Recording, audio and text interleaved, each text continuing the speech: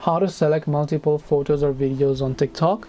Hey everyone, welcome back to the channel. In this video I will guide you on how you can select multiple photos or videos on TikTok, so make sure to watch the video till the very end. So if you want to select multiple photos or videos on TikTok, maybe if you want to publish them, just open the TikTok app, then tap the plus icon. And now maybe you're just trying to, let's say, select many type of photos and videos. When you try to long press and select it, you can see it is not selecting itself, only one of them is getting selected.